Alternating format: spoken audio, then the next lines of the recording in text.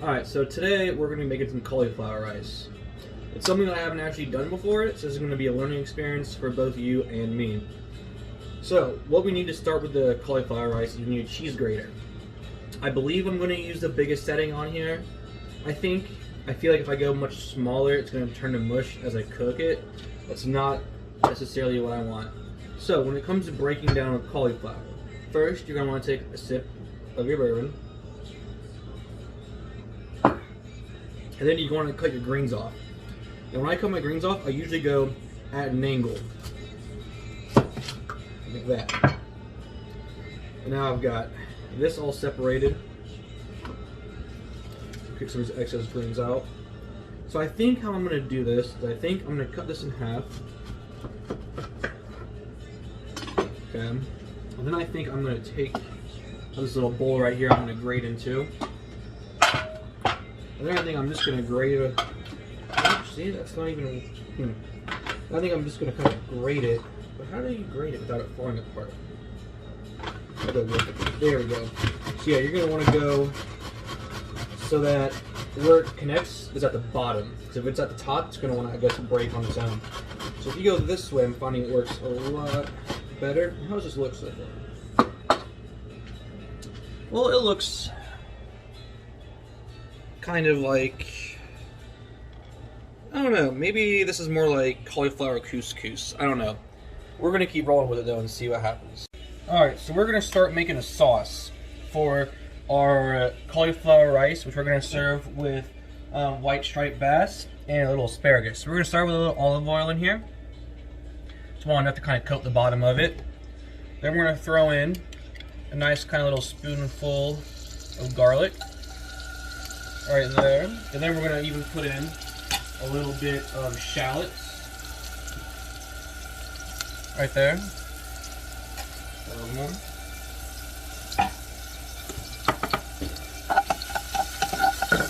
So now we're going to wait until the garlic just starts to turn brown. Or begins to turn brown. You don't want it to actually turn brown on you. The minute it turns brown, we're going to add a little bit of clementine juice in. I would have used oranges, but I already had clementines and they're going to go bad soon. So I just wanted to get them out of the way. And patience. Here we go. Yes. We're going to go one full clementine in there.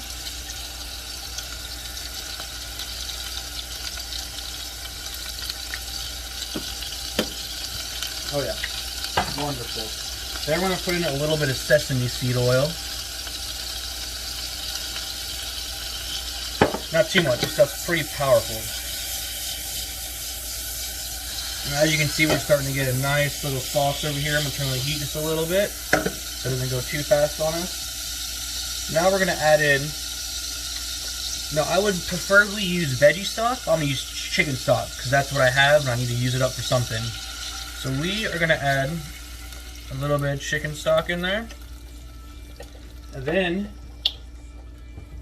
we're going to add in a little bit of tamari in there as well. Not too much though, just a couple splashes. Yes. Now next, what we want to do is we want to add in a little bit of fragrance or aromas, if you will.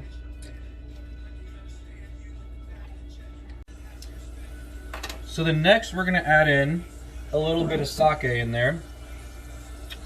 Right here we got a little sake.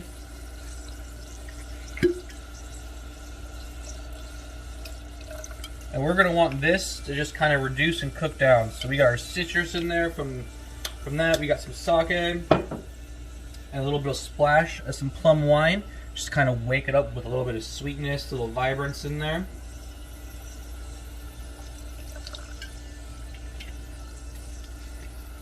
Oh man, that is beginning to smell delicious. Now we're going to sit here and let this kind of simmer and reduce down. Once it begins to get about half to where it is now, we're going to add a few more elements to it. So as our sauce has been reducing down, slightly so, it's going to start to get a little bit thicker. Now we're gonna add a little bit of hot sauce to this. We want to add a little bit of heat to this. So I'm gonna add in a little bit of this Fiji fire over here. Just a little. It smells like pretty spicy. It's got a pretty nice flavor profile. I'm gonna add it in. And then I'm gonna add some more hot sauce. This one's from my boy Randy Rourke. Now this one just smells like fire and garlic, which I kind of want in there. And then to go even a step further, we're gonna add some of this one too, another one from Randy. And that's because I kind of want some of, so that pulp. Yeah, we got some of that pulp in there. That's exactly what I want. We're gonna mix this in. And what I also added, I added a little bit of cilantro in here, a little bit of green onion. Now we're gonna strain all this stuff out when the sauce is done. But for now, we're gonna give it a little taste.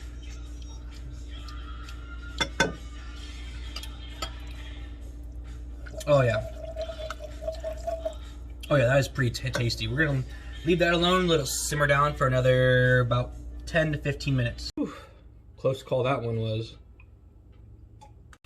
Alright, so before our sauce reduces all the way, before we start cooking our fish, our cauliflower rice, we're gonna make a little garnish for ourselves. Now this little garnish is gonna consist of radishes, tomato, cucumber, and a little bit of lemon herb vinaigrette. Yes, I bought dressing because I felt like being lazy today instead of making it. So the reason why we're going to add this kind of salad on top of our fish is so we have, from our sauce, we have spiciness, we have sweetness. From our couscous, we're going to get a little bit of bitterness because we're going to roast roast the red pepper to it. We're going to add a little bit of bitterness, a roasted flavor to it. So in order to kind of bring the whole dish together, what we need is like a cooling element to bring it all in, which we're going to get from the tomato and the cucumber. So, we're just going to cut these tomatoes down into quarters.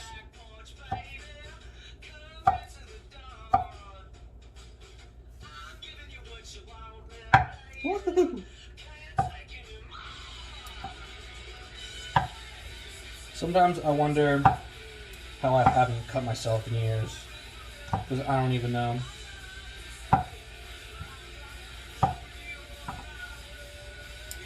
So I'm cutting these tomatoes down into quarters. We'll do 3 more.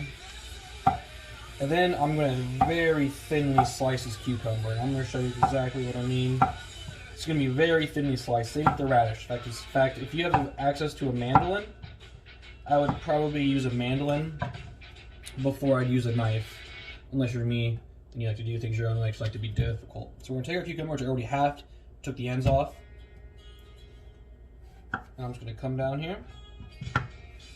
And then I'm going to very thinly slice.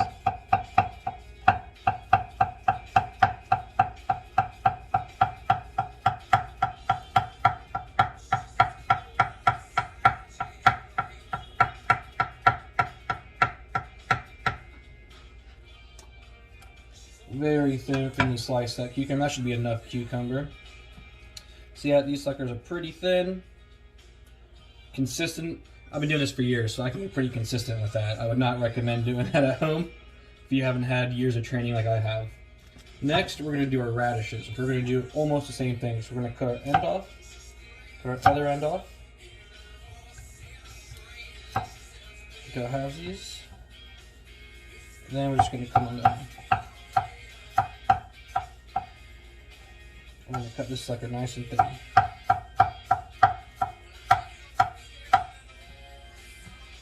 And actually, you know what? Looking at that, I don't like that. We're not even going to do it that way. That's what we're going to do. We'll cut our end off. Then we're just going to thinly slice it as a whole.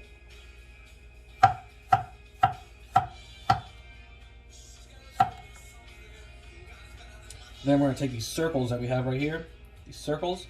Then we're going to cut those down. So that way we get more of a julienne look to this. So we're going to cut these down into very thin strips. So that way you get something that looks a little bit more like this right here. We're going to throw that in there.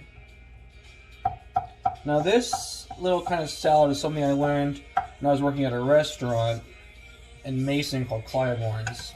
So if it's a good restaurant, the If you're ever in Mason, you're looking for a good place to eat, I'd recommend going there. I had a good time when I was working there. I learned quite a bit when I was there as well in my stint there. I'm going to do one more of these radishes, just like the same way, cut off the end, and then thinly slice these circles.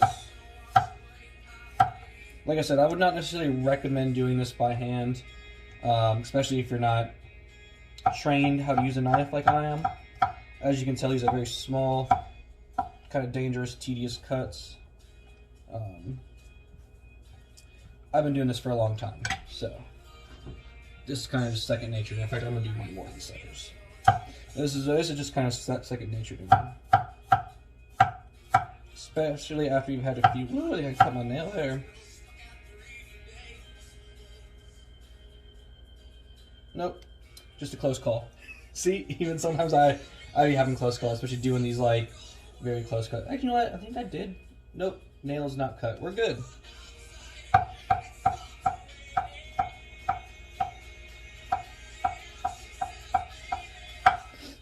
Alright, that should be enough for us. Okay. And so then what we've created is kind of this nice little radish, cucumber, tomato salad right here. And this right here is going to go just right on top of our fish when we get done cooking it. And we're going to add a little bit of that dressing to it to mix it on in there. It's going to go right on top. So if you're lucky enough to have access to a gas stove, I highly recommend roasting off your own red peppers. They just bring a whole different dynamic to any dish. And so pretty much when you roast the red pepper, you want this kind of black char kind of stew all the way around the pepper. So we're going to keep rotating it around until the entire pepper looks like that. And once that's done, we're going to take a damp cloth and wipe it off and then dice it. And that really just brings a really nice flavor. You don't really want all of this in your dish, but a little bit's not going to hurt anybody. And I'll show you guys how to clean that off when this is done. Alright, so we've got our roasted pepper over here. See, it's still hot, got plenty of char. The pepper itself on the outside feels a little softer. Doesn't feel as like, you know, rough and tough as a raw pepper. You can kind of see some of where the skin, if you guys ever got a good burn on your skin before, you know, your skin feels kind of leathery. That's kind of where we're at. So we're going to take a damp cloth here, and we're just going to brush off some of that excess char. Like I said, you don't have to get every inch of it or anything. You just don't want to have all that in there. So you're just going to brush some of that off. Ooh, this is a little toasty. So you personally might want to wait for it to cool down. Me, well, I have no chill. So we're going to brush off as much char as we can kind of get off. We're not going to spend too much time over here brushing char off. Like I said, it's totally okay if some stays on. So that's kind of where we're at afterwards. You know, we got some, we took off a good amount though. So now we're going to dice that sucker up after we, of course you want to clean your cutting board first because you don't want all that char you just got off to be diced in with it. And then when you dice a pepper, how I do it, so we'll come up here and we'll go down. And the thing is though, is that you don't want seeds in. So seeds in your dice just create a bitter flavor. And peppers are bitter on their own. So what you don't want is you don't want to add to that. So once I got them diced, see, we can still see some seeds in here and stuff. I'm just going to brush those out. Just going to take some of that and brush them on out of here.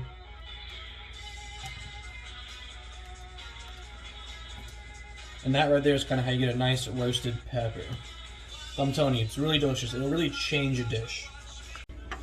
Alright, so this has been reducing for quite some time. So before we start doing our other, before we start cooking the fish and the asparagus and the rice, we're going to go ahead and finish this sauce pretty much all the way. So what I'm going to do is I'm going to add, first we're going to bring up the heat on it a little bit. We kind of at this point want to kind of get close to like a rolling boil, if you will. And we're going to add in a tablespoon of butter in here. And while that's melting in there, we are also going to add roughly, I would say, a teaspoon or so of xanthan gum. So what xanthan gum is going to do is it's going to allow our sauce to get nice and thick without really reducing it too much more. I don't want to have no liquid left in here, you know. So we're going to add in roughly a teaspoon. And be careful using xanthan gum because it will turn your, actually that's less than a teaspoon, that's about half a teaspoon. Be careful using xanthan gum because it will turn your liquid to a gel so quickly that you don't even know what's going on. So we're gonna whisk this in, and I might go maybe another half teaspoon. So maybe that full tablespoon I was talking about, xanthan gum in here. Because we want this sauce to have nice, see it's a little bit thin. First we're gonna let this thing boil first, to kind of see where it goes from there. Like I said, doing food, it's a lot of patience, and just a smidgen of know-how. A smidgen of know-how, and a lot of patience. So judging where we are now with our thickness, with the added butter in here, I think I'm going to go ahead and add just a skosh more xanthan gum in there, just to thicken it up just a smidgen more. Once again, maybe about another half teaspoon in there. We're going to add that in there. Oh yeah, and that I think is going to do it for us. And if you make a mistake here and end up making your sauce too thick or anything, don't be afraid just to add a little bit more liquid. You can add more stock if you have it. It's not going to hurt anything. You can add a skosh more of, if you think you want more sweetness, you can add more of that plum wine in there, more sake if you want more of a bite to it. You know, so don't be afraid to know that here something's completely messed up if it's too thick. Like I said, you can add a little bit of liquid, and that's kind of, yeah, see, that's starting to come out kind of where we want it. Nice bodied, you know, textured sauce here. And now we're going to cut the heat off completely. Keep whisking it, cut the heat off, and we're going to leave that alone and move on to our next steps. And now a word from our sponsor. Alright, so next we are about to make our cauliflower rice. I'm going to put just a little bit of garlic in the pan. And then I'm going to throw in some of our cauliflower rice. I put a little bit of parsley in here. I'll probably add some more as we're going. Throwing a nice hefty amount in here. The oil, the garlic. I use a little bit of olive oil. In fact, I think I'm going to add a little bit more olive oil just to be on the safe side. Don't want it to be too dry as I'm cooking it. So we're going to take a little bit more olive oil. Put it in here. Yes. Add another tablespoon of butter in there. And then we are going to add some of our roasted peppers in there. I should add a nice touch to the cauliflower rice. And not to mention add like a new kind of nice color to it, which is what we kind of want. Next, I'm going to cut some more up right quick. And then we're going to cook our asparagus as well. Our asparagus, it just has some salt, pepper, garlic, and some oil in there. I'm going to add a little bit more in there. Yes, perfect, perfect. Take this around, start moving around. Oh yeah, see, that's starting to look, that looks pretty nice, I think, so far. My only concern is that this might turn to mush as we're going, which I'd rather it not. Actually, there's a little bit too much roasted red pepper in there. If I add some more cauliflower rice, I don't have much more to add, but we're going to throw in what I can. Perfect. And that's our asparagus in here. Get that going. Now we're going to add in a little bit of salt. You know how I am about salt. I love it.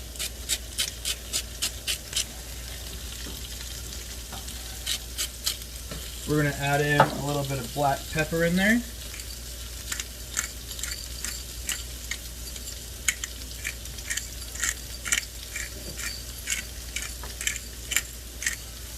Oh yes, perfect. We're going to put a little skosh of some smoked paprika to kind of give it like a little flavor. Love paprika. And I'm going to add some of what I call my secret weapon here. Sardine. I don't know, I think this will go well, but I can't actually guarantee that. That's just what I think. Sprinkle that. a little bit more parsley in there.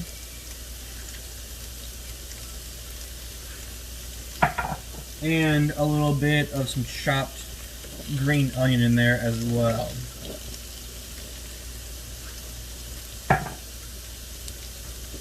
So we're going to go back to stirring this up. Oh, it's starting to smell really fragrant, really nice, kind of vibrant. I love the smell of this right now. Just smelling good. Got asparagus here.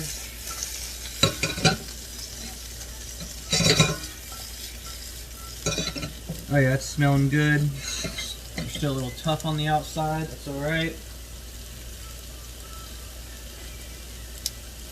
I'm gonna give this right here a little taste, kind of see what it needs. Don't forget to taste things as you're going. You can add salt, add pepper, add whatever seasoning you want. Give this a little taste to see where we are with things.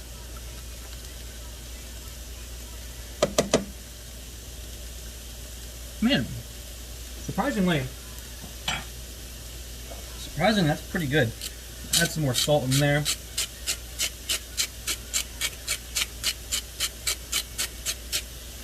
Really do that for salt. Oh man, that's tasting pretty good. In fact, I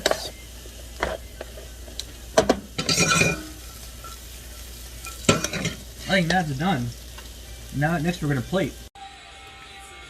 Old tub, better than a new tub. And for the staggeringly low rate of $21.99, you too can bring home a bottle of Old Tub, coming towards a liquor store near you. So the last thing we have to cook is our fish. This right here is a wild caught white bass from Canada, eh? So we're just going to give it a simple salt and pepper. And then we are going to saute it. Give it a nice pan sear. I'm going to show you how that needs to be done to get nice crispy skin. So in order to get a nice sear, get a nice crispy skin, what we're going to do is turn this thing on high heat. Now a lot of people will tell you to wait until it's hot to put your fish in, and I'm going to tell you that they are wrong. You want to put this in when it's like lukewarm. You don't want to put it in here and the skin's already like sizzling and searing. You want to wait until it gets a little warm, but not sear that level yet. Our sauce over here. Yeah, we're heating it back up, mixing it back in. Added a little bit more tamari, as you can tell by how dark it is. So right now we're going to add our fish in here. Yeah, see how it's beginning to sear, but it's not quite searing.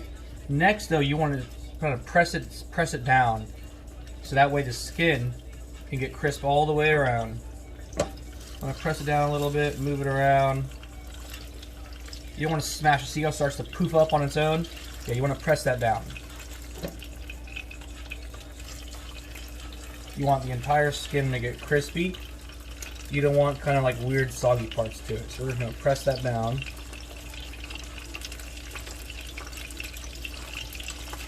And you want the fish to cook skin side down like 70% of the way. Like you want the fish to almost be all the way cooked by the time you flip it over. Now see how this fish right here is starting to look kind of cooked through. The edges are starting to turn like they're cooked. They're starting to turn white like they're supposed to. That is our sign that we're going to flip the fish over. And when we flip the fish over, look at our skin. It's pretty crispy, but not as crispy as it could be. So next step is going to be to take a knob of butter, probably another tablespoon, teaspoon. We're going to put it in the pan. Turn on the heat just a smidgen. And now we're going to do a French technique. We're going to let some of the butter melt here. Yeah, and then we're going to start putting it right on top here. And what this does is it keeps continuing to crisp up the skin, but also it has a nice, delicious flavor of butter, which you cannot go wrong with. And we're going to sit here, keep basting that on. And the thing about butter is that when it starts to brown, it brings out a nice, like, nutty flavor, which is really quite delicious. Alright, so this is going to continue to crisp up our skin. We're going to keep cooking the fish.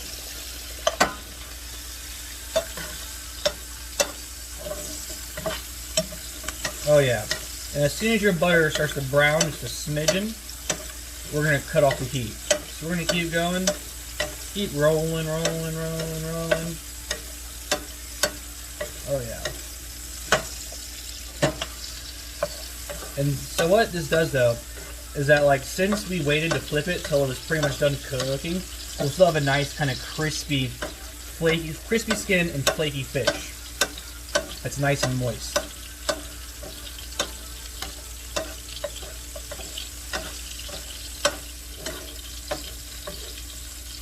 See how my spoon, butter's beginning to look a little bit brown? I'm about to cut the heat off. Even though the heat's off, I'm still going to keep going.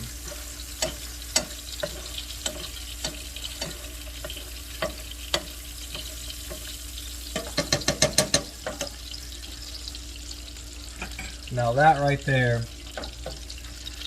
that's a nice looking piece of fish. Alright, so next we are going to plate our fish. So some people put sauce on top. I almost always put sauce on bottom. So what I'm going to do is what I call the, who's that famous painter just did splatter paintings? Pollock, I think is what his name was. So I'm going to put a nice hefty amount right in the middle of that plate, and I'm just going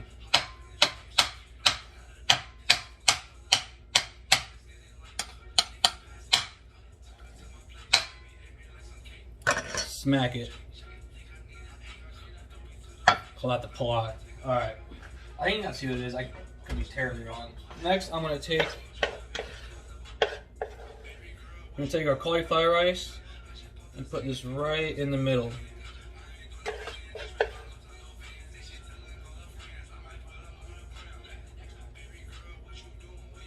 Oh yeah. I think if I did this again, I would have went a little bit less red pepper in there than I did. But that's okay. Next, I'm going to take the asparagus.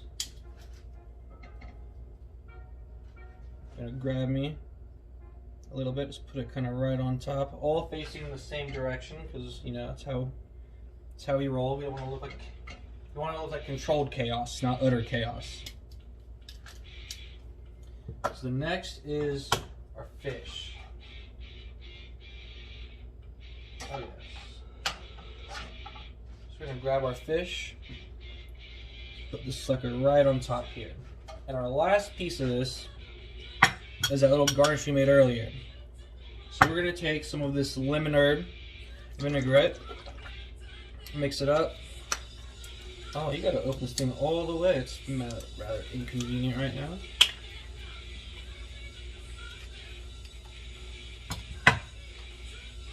And we're going to put a little skosh in here.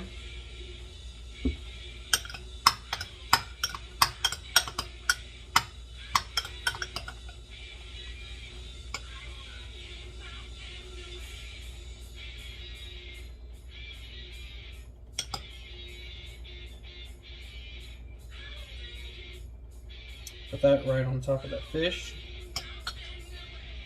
Little pinch of our parsley.